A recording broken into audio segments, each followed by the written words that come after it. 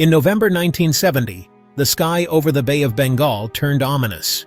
Cyclone Bola gathered strength, and meteorologists issued warnings over the radio. But in the coastal villages of East Pakistan, the warnings were confusing and mistrusted. Life followed the tides, not distant government broadcasts. People stayed, trusting local wisdom and preparing as best they could. On November 12th, the storm struck. Winds screamed, but it was the 40-foot storm surge that erased villages in minutes. By dawn, only mud, debris, and silence remained. Cyclone Bola remains the deadliest tropical cyclone ever recorded. The devastation exposed a deep disconnect between the people and those in power. In the mud, the seeds of change were sown. In the wake of Cyclone Bola, survivors faced unimaginable loss. No food, no water, disease everywhere. The central government in West Pakistan responded slowly, deepening the sense of abandonment in the east. For years, Bengalis had felt exploited and ignored by the ruling elite. The cyclone became a symbol of this neglect, fueling anger and a powerful political movement. In December 1970, the Awami League, led by Sheikh Mujibur Rahman, won a landslide election in East Pakistan. But the West Pakistani establishment refused to accept the result, fearing loss of power. Negotiations failed. The military cracked down brutally in March 1971. What began as a call for autonomy became a war for independence. The people of East Pakistan rose up, determined to create Bangladesh. The cyclone hadn't caused the war, but it exposed the fractures and accelerated the collapse. From tragedy, a new nation struggled to emerge. The Bangladesh Liberation War had begun, drawing in the world's attention. The storm had washed away the old order. A new chapter in history was about to be written. The Bangladesh Liberation War quickly became a global crisis. Millions of refugees flooded into India, prompting Indian intervention in December 1971. India's swift military action against Pakistan drew in the Cold War superpowers. The U.S., allied with Pakistan, sent the USS Enterprise to the Bay of Bengal, a show of force. The Soviet Union, backing India, dispatched its own fleet. For days, American and Soviet navies faced off, the world teetering on the edge of nuclear confrontation. But India's rapid advance forced a Pakistani surrender before the superpowers could act. Bangladesh was born. The American fleet withdrew. The crisis faded, but the lesson was clear. A cyclone had set off a chain reaction, from natural disaster to civil war to a superpower standoff. The world had narrowly avoided catastrophe.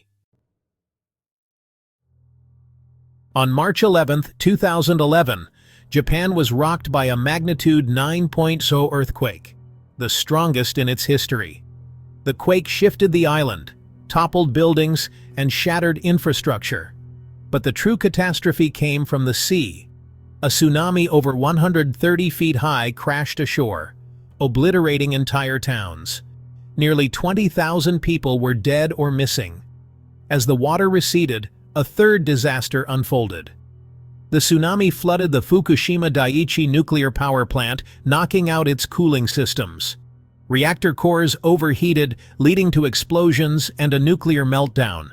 Japan, famed for its preparedness, was overwhelmed. The triple disaster, earthquake, tsunami, nuclear crisis, exposed a critical vulnerability. Engineers had planned for earthquakes and tsunamis, but not both at this scale together. The chaos of nature had overpowered the order of technology. Fukushima became a long-term environmental crisis. The world watched, reminded of the limits of human planning. The consequences are still unfolding today. As Fukushima spiraled, a new threat emerged: invisible radiation.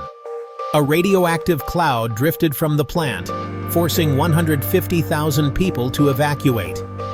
The fate of millions, including Tokyo's 35 million residents, depended on the wind. Had the wind blown south, Tokyo might have faced evacuation. An unthinkable disaster. But luck intervened. The wind carried most radiation east, out to sea. Japan's cities were spared by a simple twist of meteorology. The world dodged a bullet, thanks to chance. The incident revealed how our most advanced systems remain at nature's mercy. A change in wind direction could have meant a global crisis. Sometimes, survival hinges on nothing more than a breath of wind. In April 1815, Mount Tambora erupted in Indonesia, the largest volcanic blast in recorded history. The explosion killed tens of thousands locally and sent a vast cloud of ash and sulfur into the stratosphere. This veil circled the globe, reflecting sunlight and plunging temperatures worldwide. The year 1816 became the year without a summer.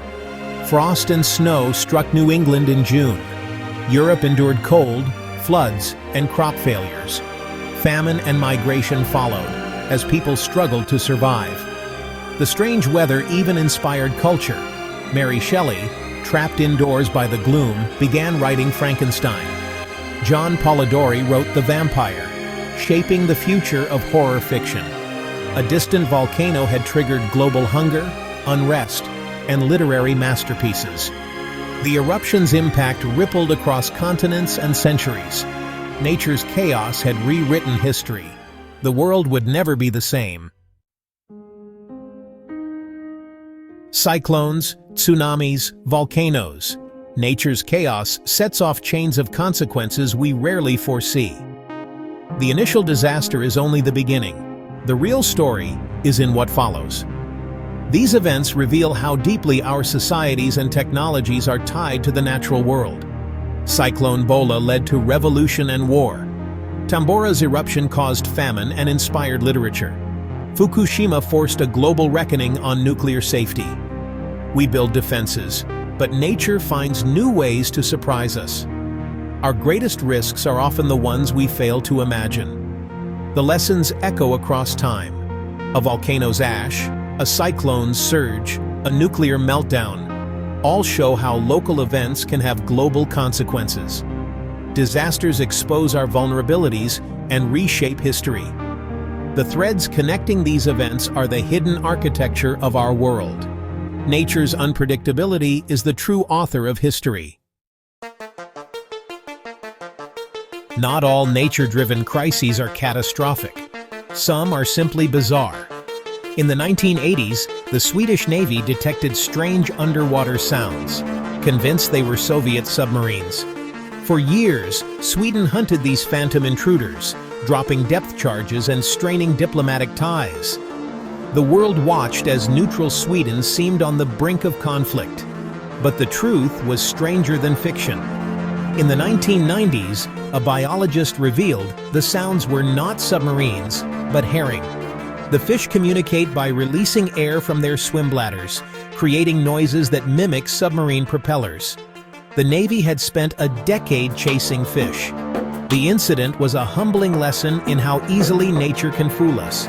Misunderstandings can escalate, even when the culprit is a school of herring.